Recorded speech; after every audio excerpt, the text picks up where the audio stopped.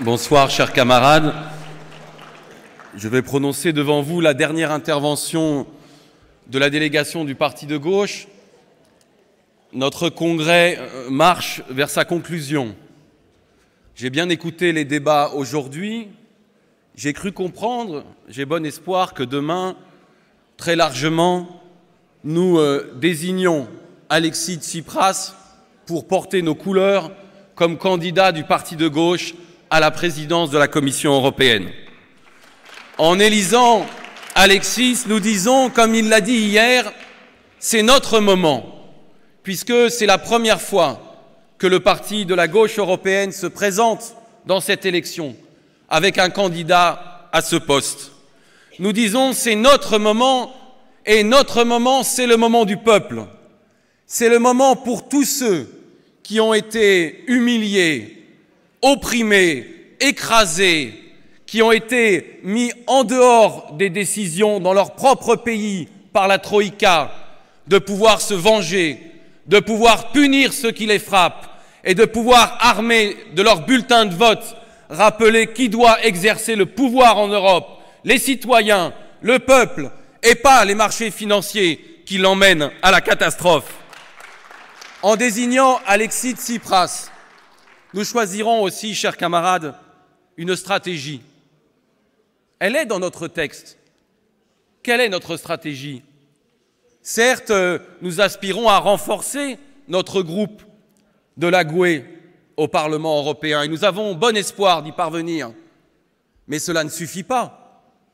Car notre ambition, nous le disons, nous l'écrivons, c'est de refonder l'Union européenne et donc d'en finir avec ces traités, d'en finir avec une politique qui ne dépend pas du Parlement européen, puisque dans l'Union européenne, le Parlement européen a très peu de pouvoir, puisque nous nous battons à l'intérieur d'une construction antidémocratique, et puisque, aussi nombreux que nous serons en mai prochain, nous savons que nous affronterons une cogestion entre le PSE et le PPE, le PPSE, pourrais-je dire, comme les camarades espagnols parlent du PPSOE, qui gèrent ensemble l'Union européenne, pas depuis un mois, pas depuis un an, depuis sa fondation, et qui le géreront demain avec encore plus de cohésion entre eux et de brutalité dans les politiques austéritaires qu'aujourd'hui, vous le savez, les militants du SPD allemand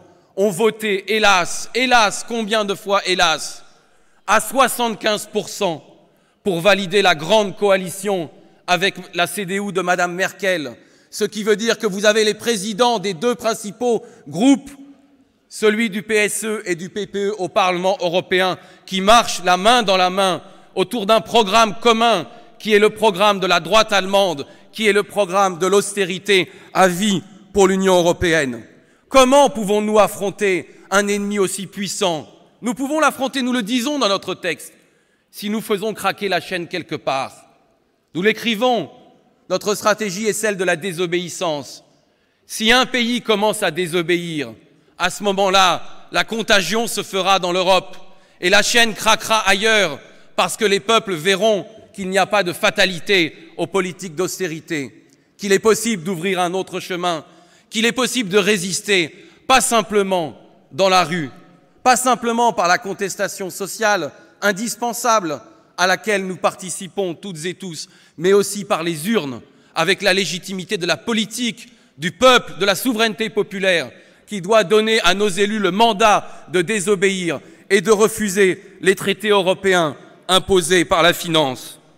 Nous savons qu'en Grèce, chers camarades, et Alexis l'a dit hier, quand il dit « nous sommes à un pas du pouvoir », en Grèce, la chaîne peut craquer. Et si, lors de ces élections, en mai prochain, la chaîne craque en Grèce, alors elle craquera dans toute l'Europe. Alors ce sera pour nous le début d'un autre rapport de force dans nos propres pays, aussi difficile soit la situation de beaucoup d'entre nous dans cette salle. C'est aussi l'une des raisons pour lesquelles nous choisissons Alexis Tsipras. En choisissant Alexis, nous nous aidons de ce qu'il représente, de cette position politique intraitable, d'indépendance, aux côtés du peuple contre les politiques austéritaires. Alexis et ses camarades ont affronté il y a quelques années une scission avec ceux qui voulaient aller travailler avec la social-démocratie. Mais aussi nous aidons les Grecs. Nous leur donnons tout ce que nous pouvons pour qu'ils y arrivent. Car s'ils y arrivent en Grèce, c'est nous tous qui y arrivons. Nous savons cela. Vous savez, Madame Merkel, quand elle parle de la Grèce, elle dit « c'est un petit pays, cela ne compte pas ». Il est vrai que la Grèce est un grand pays par sa culture, son histoire, la combativité de son peuple, son courage, mais c'est un petit pays par la démographie ou par le poids économique. Ce serait mieux si un grand pays aussi pouvait être l'endroit où la chaîne craque, ce serait mieux, ce serait plus facile pour nous. En Allemagne, malheureusement, ce serait là que ce serait le plus utile.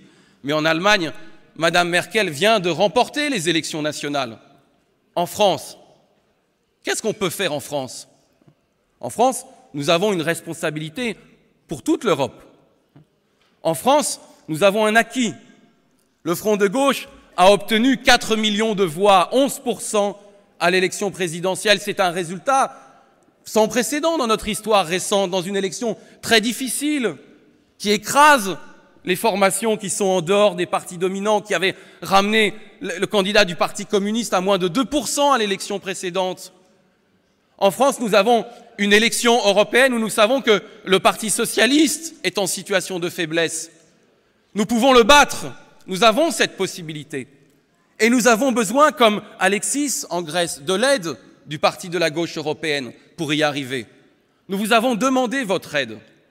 C'est ce que nous avons dit quand nous vous avons dit honnêtement, comme à des amis auxquels on ne cache rien, la difficulté qui est la nôtre en France, la difficulté de ce calendrier électoral que nous n'avons pas voulu, de ces élections municipales qui se tiennent 2 mois avant les élections européennes et dans lequel le Front de gauche va se présenter de manière divisée, notamment dans la capitale du pays. Nous vous l'avons dit, nous ne vous demandons pas de vous mêler de nos élections municipales. Nous sommes déjà suffisamment incapables de régler le problème nous-mêmes. N'ajoutons pas à la difficulté, à la confusion. Nous ne demandons qu'une chose, il faut protéger les élections européennes. Il ne faut pas que les difficultés que nous rencontrons dans l'élection municipale viennent nous compliquer la tâche, rendre incompréhensible notre profil, donner le sentiment que nous ne sommes pas la force de rupture avec les partis de l'austérité, qu'ils soient sociodémocrates ou de droite. Il faut donc séparer les 2 élections autant que nous pouvons le faire dans ce calendrier qui les réunit. C'est pourquoi nous vous avons dit que choisir Pierre Laurent par-delà sa personne, je crois que tout le monde l'a compris, comme candidat, comme président du PGE, est quelque chose qui réunit les 2 dimensions, qui nous complique la tâche, qui nous crée une difficulté que je crois beaucoup d'entre vous peuvent comprendre. Sur ce point, demain, nous voterons aussi. Et nous savons, sur ce point, nous écoutons, que nous n'avons pas été entendus. Nous avons vécu un bon congrès, intense, riche, de nombreuses discussions franches dans les groupes de travail. Nous sommes très contents des avancées sur la stratégie, sur la désobéissance européenne, sur la question de l'écosocialisme. J'espère que demain, nous voterons majoritairement la motion qui est présentée par de nombreux partis du Parti de la gauche européenne. Mais nous savons que, quoi que nous ayons fait, essayé, disant prenons un autre candidat, un autre communiste, ça n'est pas la question. Un autre communiste français, ça n'est pas la question non plus. Faisons une coprésidence. Nous savons que sur ce point, nous n'avons pas été entendus. Et dans cette séance plénière, rien ne nous a été répondu. Cela a été le silence. Cela a été tout va bien. Le parti de la gauche européenne se renforce. Nous sommes unis comme nous ne l'avons jamais été. C'est une forme de réponse. Personne ici n'est à son premier congrès. Nous savons très bien que c'est une réponse. C'est une réponse négative, chers camarades, non pas pour nous-mêmes, mais négative pour le parti. Notre parti de la gauche européenne ne doit pas craindre le débat, la discussion. L'histoire du mouvement international en est faite. Combien d'internationales se sont intéressés aux problèmes de la gauche française, de sa division? Il y a des textes de Rosa Luxembourg sur le problème des socialistes français. Il y avait des discussions ouvertes. Personne ne disait « Oh non, c'est un problème national, cela ne me regarde pas, je ne veux pas m'en mêler ». Cela est l'esprit européen de l'Union européenne telle qu'elle est. Ce n'est pas ça l'esprit de l'internationalisme. Vous entendez mon amertume, mais je le comprends. Nous l'avons enregistré. Il ne faut pas avoir peur du débat, il ne faut pas avoir peur du mouvement. Une force politique vivante, c'est une force qui discute. Quand on discute, ça ne veut pas dire qu'un point de vue l'emporte nécessairement celui qu'on souhaite. Mais cela veut dire que l'organisation évolue, entend, progresse, qu'on se comprend mieux les uns les autres. Une force vivante, elle bouge.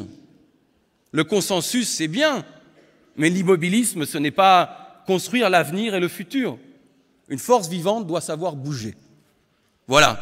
Je terminerai par cela en vous assurant, toutes et tous, que pour notre part, je ne peux parler que pour nous-mêmes, le parti de gauche, après ce congrès et sur la base des acquis politiques que j'ai décrits et des limites que nous avons constatées, nous, le parti de gauche, car nous voulons le plus longtemps possible rester une force vivante, nous avons bien l'intention de bouger.